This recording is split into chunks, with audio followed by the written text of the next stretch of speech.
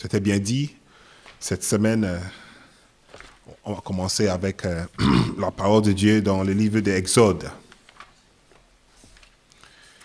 Et on va regarder les 10 commandements ensemble, comme le pasteur nous a informé avant.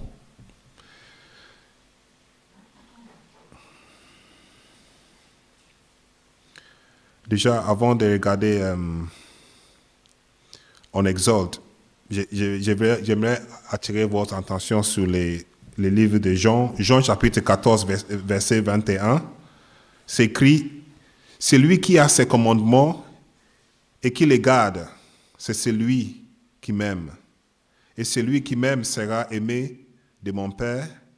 Je l'aimerai et je me ferai connaître à lui. » Amen.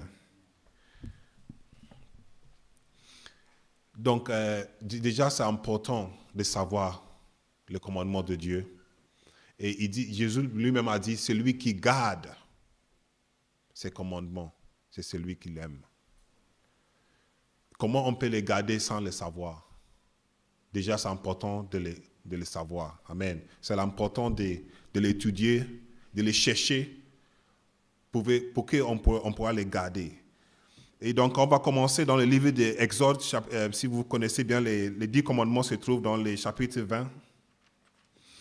Et on va commencer à partir de verset 2. Je suis chargé de commencer avec les premiers commandements qui se trouvent dans le verset 3. Mais j'aimerais que nous regardions le verset 2 comme une petite introduction à ce qui s'est passé.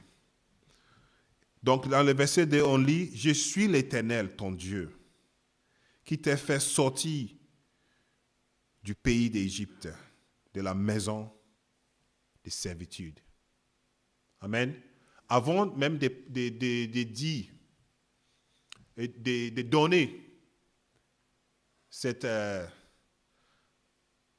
loi ou cette ordonnance, nous l'appelons les 10 commandements, mais dans la Bible, il n'est pas écrit 10 commandements.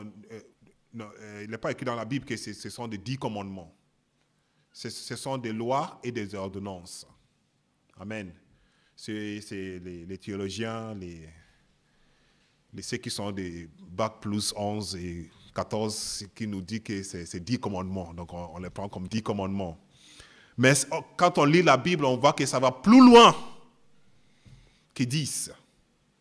Amen. Et on va voir que avant que Dieu présente ses ordonnances, il fait appel aux enfants d'Israël quelque chose de très important. Parce que quelqu'un peut venir chez toi et te dire de quoi à faire. Tu peux l'écouter et tu peux dire, mais toi, c'est qui? N'est-ce pas? C'est toujours important de savoir qui parle. C'est toujours important de savoir quelle est l'importance de celui qui est devant toi. Parce qu'on a toujours des réponses. Mais il y a quelques personnes qu'on n'a aucune réponse pour. Hein, parce qu'on sait qui ils sont. Donc ici, c'est dit, je suis l'Éternel. Et le mot que nous voyons ici, c'est écrit éternel. Mais quand Moïse l'a écrit, Moïse n'a pas écrit éternel. Moïse a dit, je suis Yahweh. Je suis Yahweh. Je suis le Dieu qui s'est présenté devant toi. Je suis le Dieu qui a donné son nom comme je suis. Et je suis, c'est écrit Yahweh. Amen. Et aujourd'hui, on le dit éternel. C'est pas mal. On l'appelle Seigneur. C'est pas mal. Mais juste pour faire une petite parenthèse, peut-être je pense que dans l'Église, il faut qu'on commence aussi à appeler Dieu par son nom. Ça, c'est juste son passage. Pourquoi? Parce que lui-même, il ne s'est pas caché son nom. Quand on fait les études des Anciens Testaments, on voit qu'au commencement, le nom était écrit Yahweh. Amen. C'est bien de l'appeler Seigneur, c'est bien de l'appeler Éternel, mais tout ça, c'est juste son caractère, en fait. Ce n'est pas son nom. Ce n'est pas le nom qu'il a dit de l'appeler. Pourquoi aujourd'hui on a ça? On a ça parce qu'il y avait un temps dans l'histoire d'Israël, ils ont décidé que le nom de Yahweh c'est trop saint, donc il ne faut même pas les prononcer. Donc, il faut le remplacer avec des autres mots. Et même quand ils écrivaient, il y avait un temps que les scripts, ils n'avaient même pas de droit d'écrire Yahvé.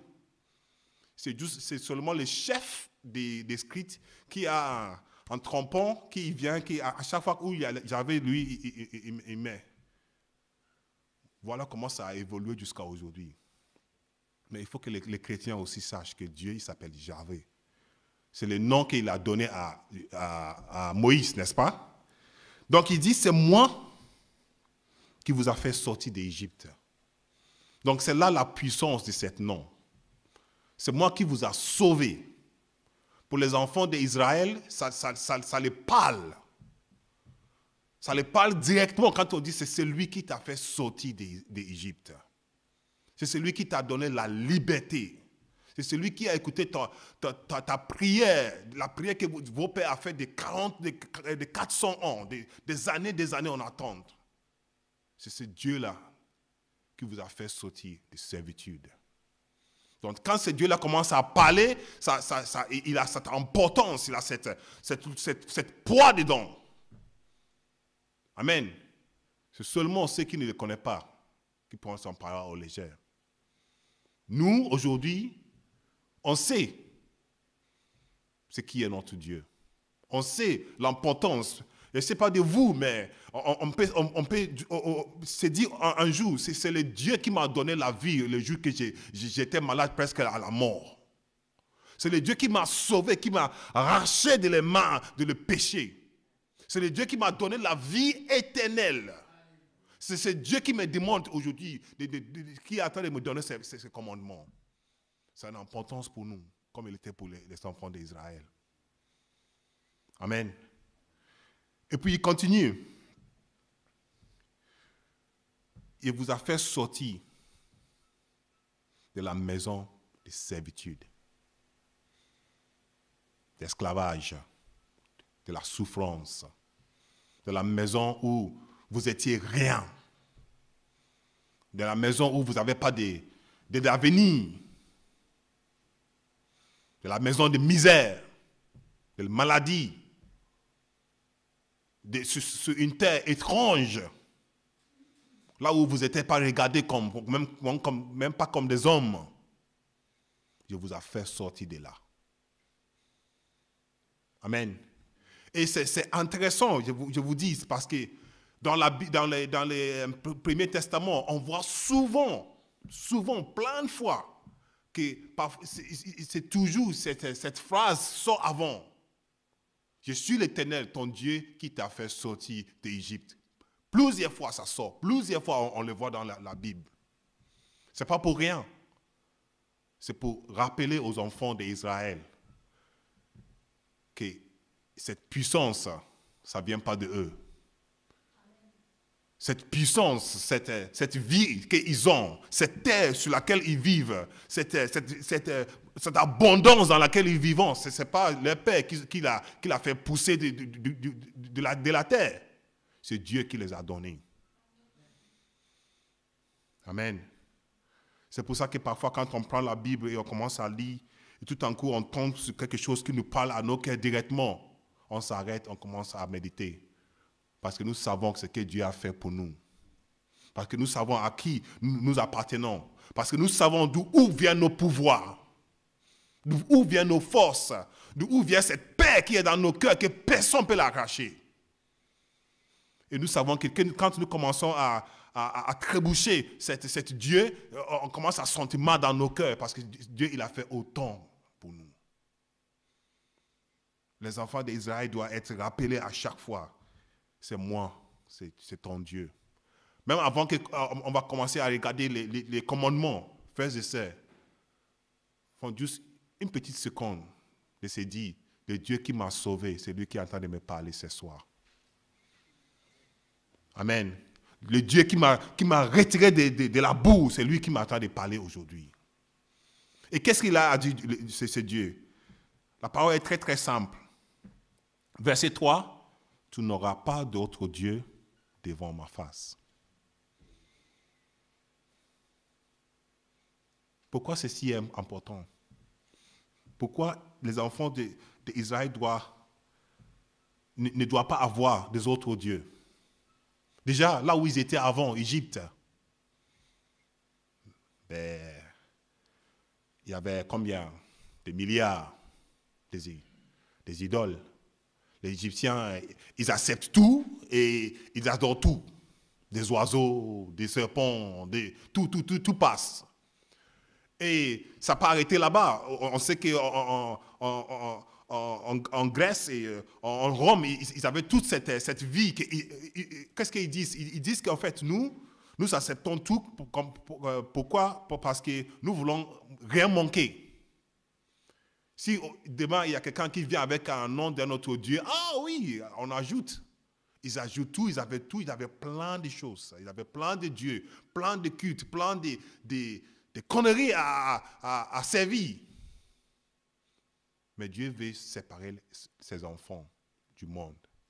C'est pour ça qu'ils disent, tu n'auras pas d'autre Dieu.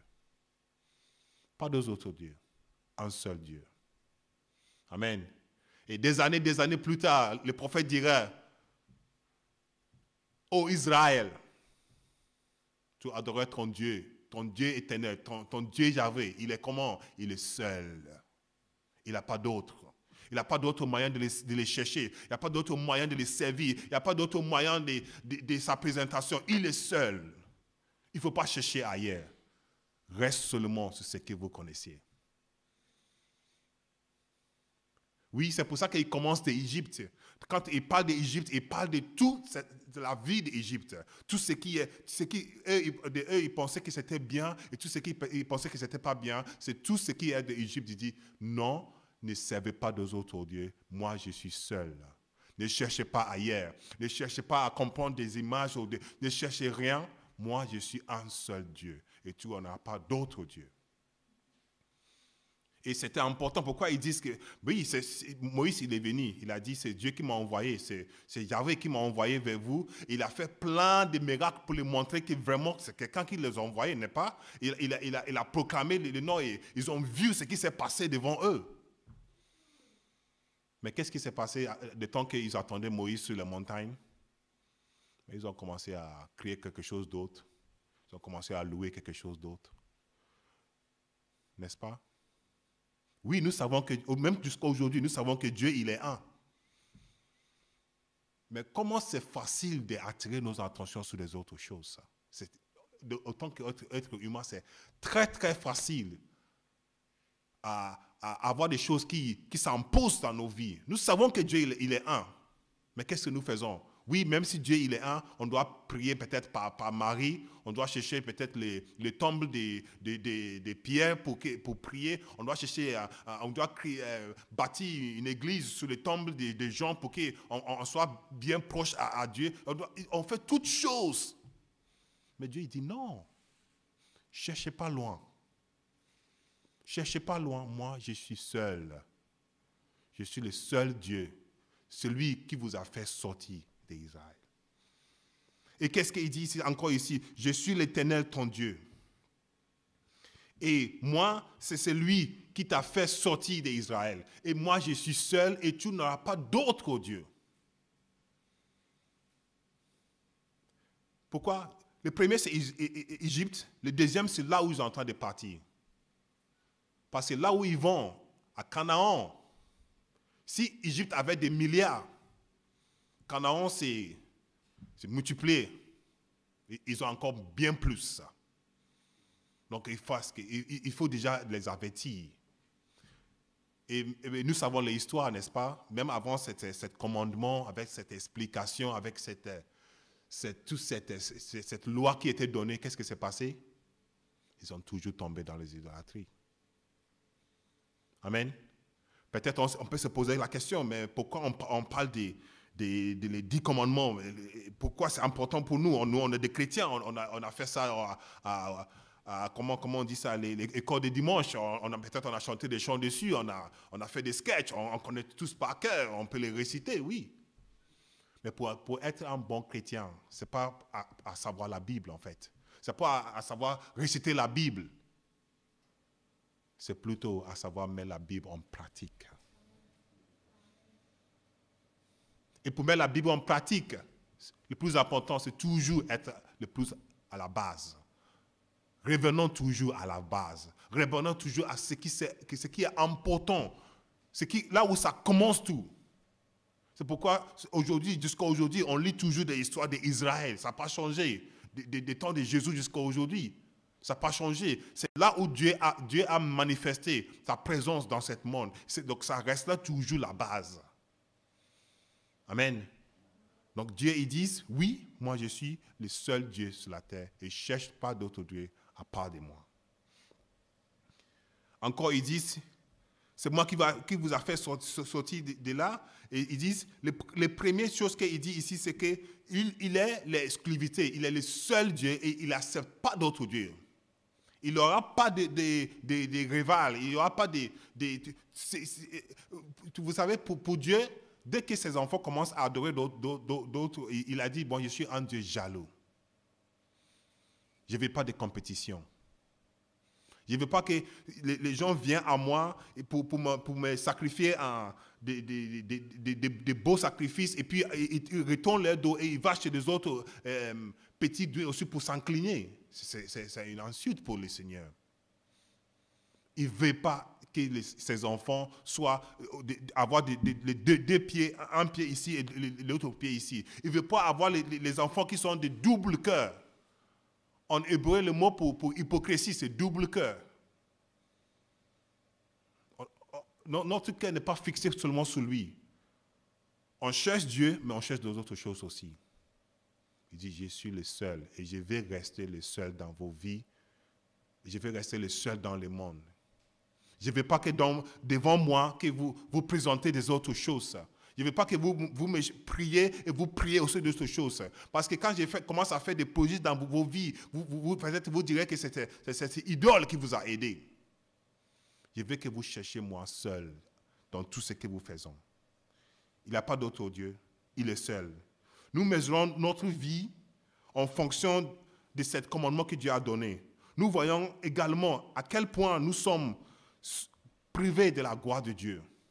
Déjà, les premières fois que Moïse a descendu, il a présenté les commandements, déjà ils étaient, comme on dit, ils étaient déjà en train de fouiller les commandements au pied de Dieu.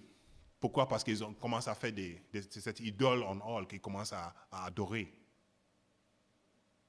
Donc, juste en regardant les commandements de Dieu, nous voyons comment nous sommes tombés de la gloire. Amen. Et on va voir pourquoi j'ai dit ça. Mais déjà, aussi les femmes qui disent que je suis le Dieu seul, ça nous donne au central derrière le thème de monothéisme. Ça veut dire le service d'un seul Dieu. C'est là où ça a commencé. Il y a un seul Dieu et il n'y a pas d'autre. Nous mesurons aussi notre vie à partir de ça. C'est aussi une révélation de Dieu, comment il est. Dieu nous montre comment il est quand on commence à étudier ses commandements. Et c'est important de savoir quel Dieu nous servons. Plusieurs fois, Jésus a dit aux enfants d'Israël, si vous connaissez Dieu, vous connaisserez que je suis son fils. Comme si vous ne connaissez pas Dieu, mais vous ne pouvez pas me connaître. Si nous faisons attention et nous regardons la parole de Dieu, nous voulons voir Jésus dans la parole de Dieu. Amen. On vient juste de parler de Noël et tout ce qui se passe autour de Noël. Et une des choses très importantes dans l'histoire de Noël, c'est cette mage qui sont venus, n'est-ce pas? Et cette mage sont venus louer le bébé Jésus. Mais on se pose la question, cette mage, ils ne sont pas des enfants d'Israël, ils ne viennent pas d'Israël. Comment ils ont su qu'il y a un fils qui soit né? Ils n'avaient pas de prophètes. Tous les prophètes étaient en Israël, n'est-ce pas? Cette mage, ce qu'ils avaient, c'est que la parole de Moïse.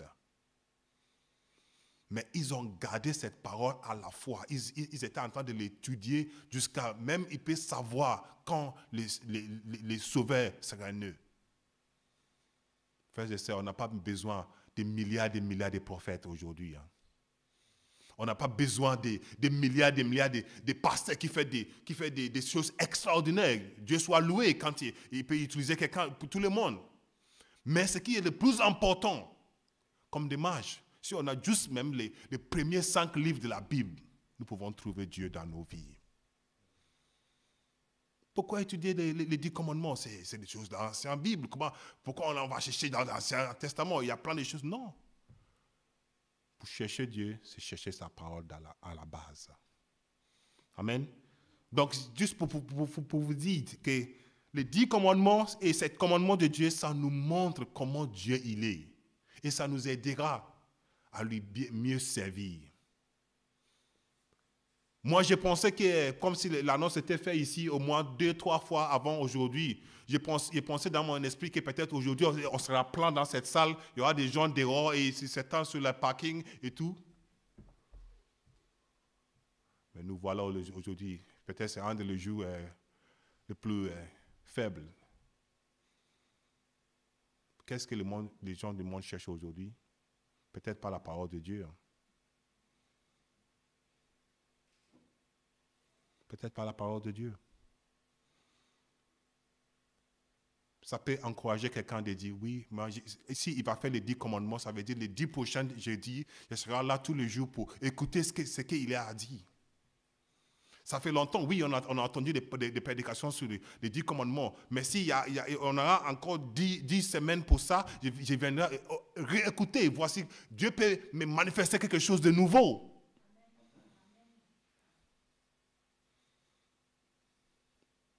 Que Dieu soit loué pour ceux qui sont fait le temps pour venir ici. Que Dieu n'oublie pas, comme la parole de Dieu dit, dans l'Ancien Testament, quand il prie, il dit, Seigneur, n'oublie pas.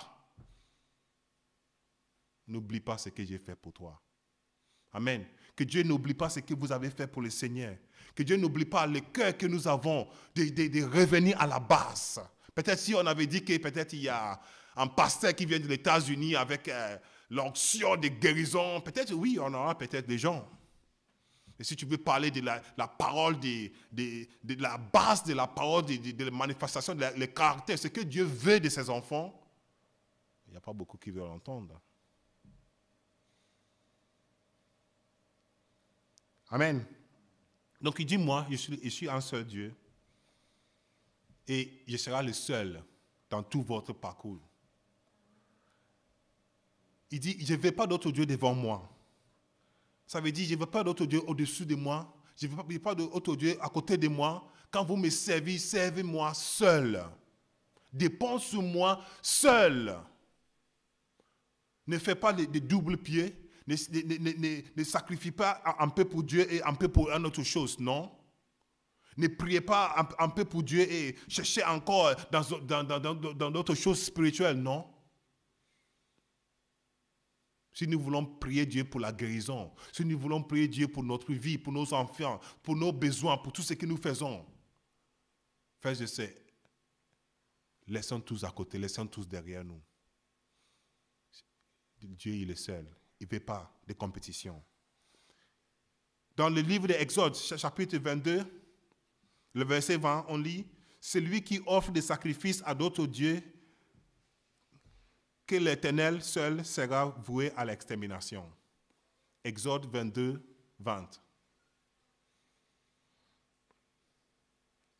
Encore, dans Exode 23, 13, « Vous obéirez tout ce que je vous ai dit, et vous ne prononcerez point le nom de votre Dieu, qu'on ne l'entende point sortir de votre bouche. » Encore en Exode 23, verset 24, « Tu ne protesteras point devant leur Dieu, et tu ne les feras point, serviras point. Tu imiteras point ce que le peuple de leur conduite, mais tu les détruirais et tu briserais leurs statues. » Et dernière fois, dans 23, toujours 32, 23, 32, on lit « Tu ne feras point d'alliance avec eux, ni avec leur Dieu. »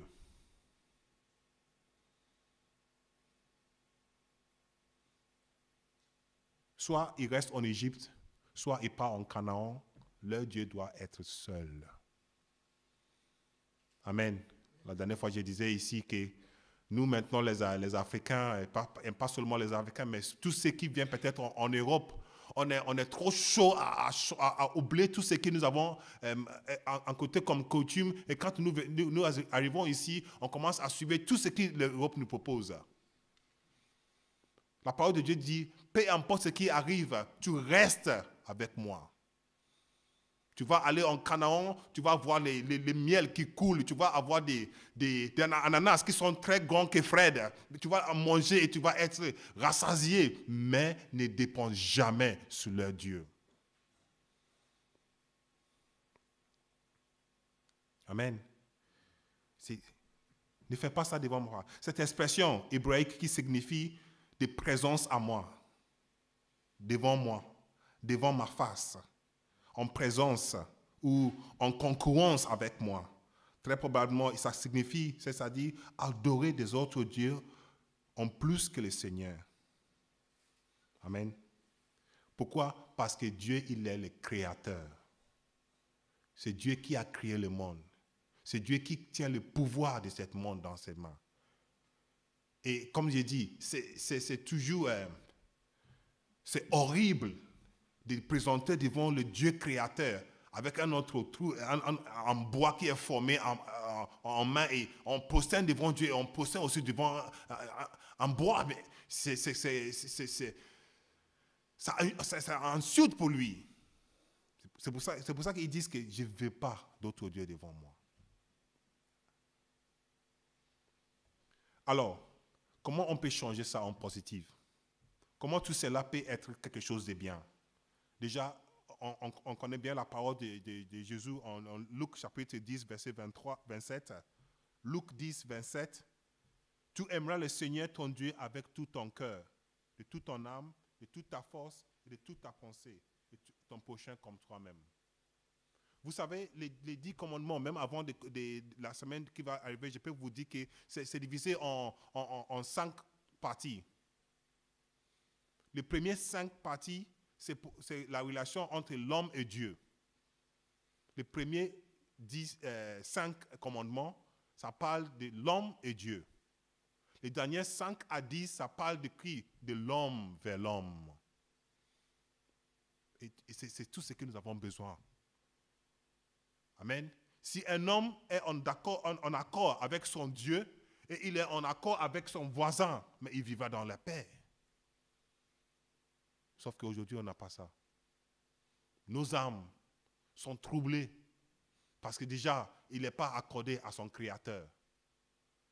Nos âmes sont troublées parce que déjà, on a plein de problèmes avec nos voisins. Et je ne parle pas ici de la porte devant ta porte, je parle de tout ce qui est autour de nous. Tout ce qui peut trouver de nous. Même de pays au pays. Il y a toujours des problèmes. L'homme, il n'est pas en paix avec son voisin. Et il n'est jamais en paix avec son Dieu. Mais il n'est jamais dans la paix. Amen. Donc c'est important de revenir voir ce commandement qui parle de notre relation avec le Dieu créateur. Celui qui a créé. Il a dit, il veut que nos cœurs soient exclusivement dévoués à lui. Le seul vrai Dieu vivant qui existe sous la forme de la Trinité, comme on parle toujours, le Père, le Fils et l'Esprit. Il veut que nous l'aimons avec toutes nos loyautés, avec toutes nos alliances. Il veut que nous l'aimons avec toutes nos forces, que nos vies soient pour lui. Nous ne devons pas, nous devons grandir en apprenant plus de Dieu, de cherchant plus à connaître, et de cherchant plus à les servir, à comment nous donner plus nos vies à lui. C'est ça le but de notre vie. Et le plus que nous faisons ça, le plus que nous voyons sa grandeur dans nos vies. Pour que nous ayons une passion pour Dieu, un enthousiasme pour lui. Vous savez, ce mot enthousiasme, ça vient du grec anthéos. Enthousiasme, ça vient du grec anthéos. Qu'est-ce que ça veut dire? Anthéos, ça veut dire en Dieu, dans Dieu. Quand quelqu'un est enthousiastique avec quelque chose, ça veut dire qu'il a cette zèle pour quelque chose. Mais aujourd'hui, est-ce qu'on voit la zèle de l'Église en Europe? Mais non. Est-ce qu'on voit ceux qui sont prêts à aller servir le Seigneur, ceux qui sont enthousiasmés avec toutes ces choses à faire? Non. Les gens dorment. L'Église ralentit, ça dort. Peut-être dans 10 ans, on va venir ici, il n'y a même plus de musique, il n'y a plus de rien. On vient s'asseoir, on se regarde comme ça et puis on part tout calme, tout en silence. On dort, on dort, on dort, on dort. On vient à l'église, on n'ouvre pas mettre la bouche pour dire un mot de chant. On ne prie pas, on ne dit rien. On est toujours dans cette cage chez nous. On n'a pas des ailes. On ne cherche rien à faire pour le Seigneur. On dort, on dort, on dort.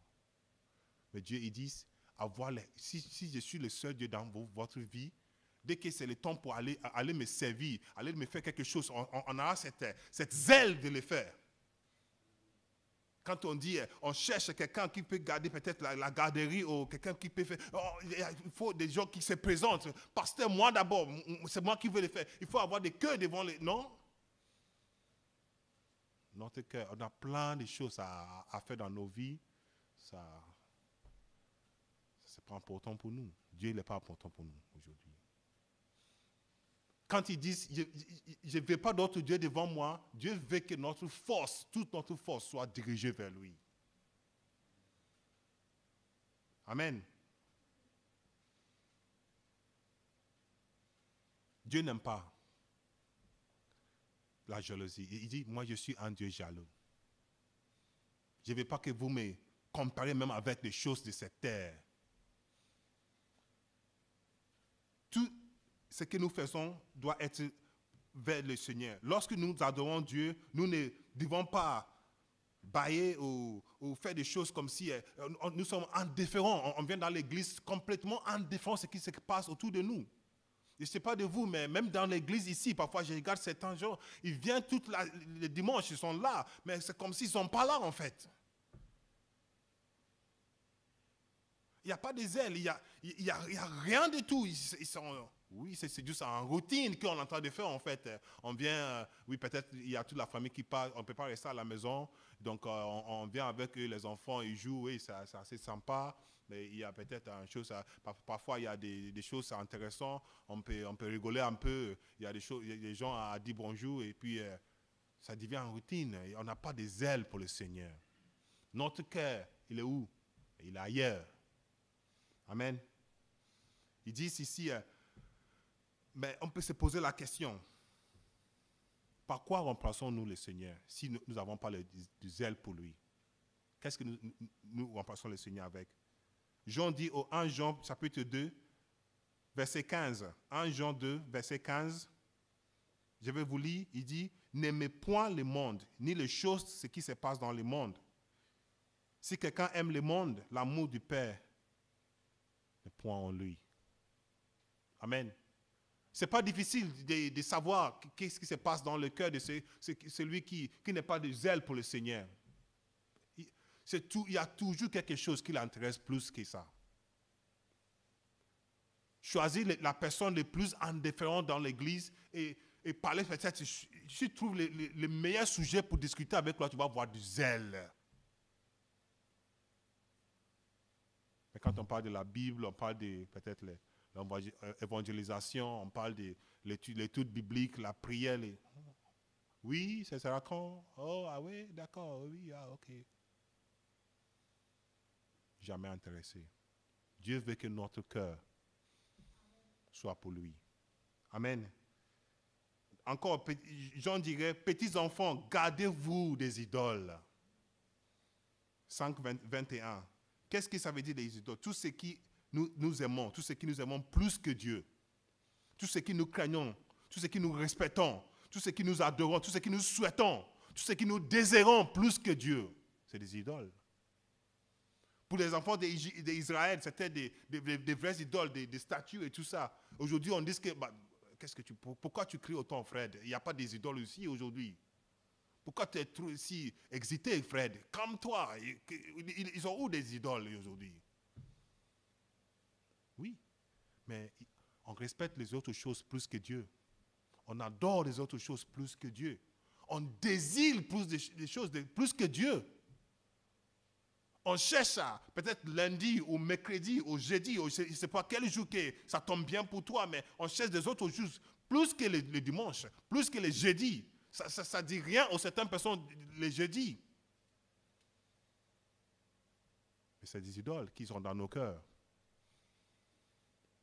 Amen. Et je ne dis pas que le fait que quelqu'un vient ici tous les jeudis, ça veut dire qu'il aime Dieu. Non, ce n'est pas ça le point. Mais le point, c'est que quel zèle, est-ce que nous cherchons quelque chose, ça? Est-ce que Dieu est le premier dans nos cœurs?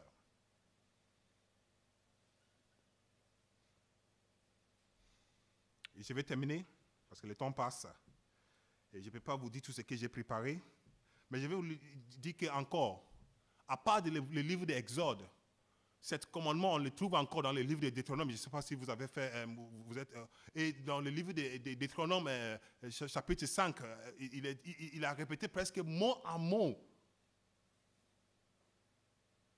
Pourquoi? Parce qu'en fait, le livre de Deutéronome, c'est l'exposition de Moïse. C'est la prédication de Moïse, si vous voulez. Quand il a écrit Exode, il a écrit presque l'histoire. Mais quand il a écrit Deutéronome, je vais dire, le livre de Deutéronome, c'est la prédication de Moïse. C'est là où il reprend tout ce qui est important et il verse aux enfants d'Israël. Et une des choses qu'il a commencé avec, c'est ce commandement que nous sommes en train d'apprendre aujourd'hui, frères et sœurs. Il est très important que nos cœurs soient pour Dieu. Il est très important que Dieu soit le premier dans nos vies.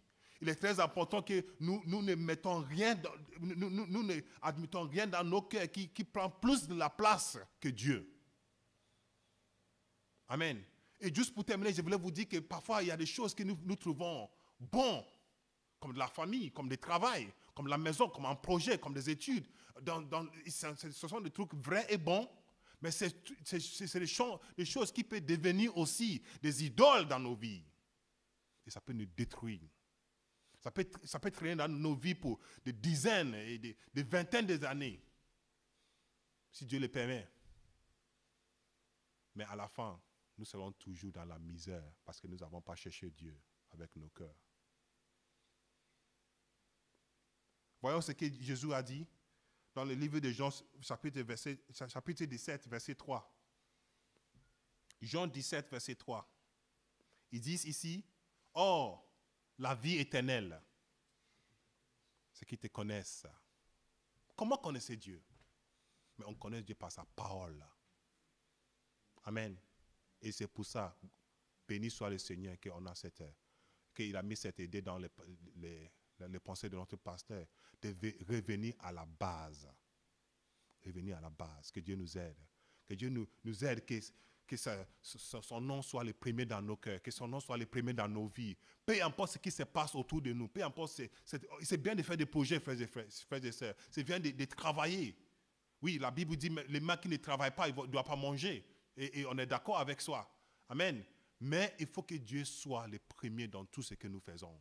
Et quand on commence à voir des choses qui commencent à retirer trop loin de Dieu, il faut dire stop.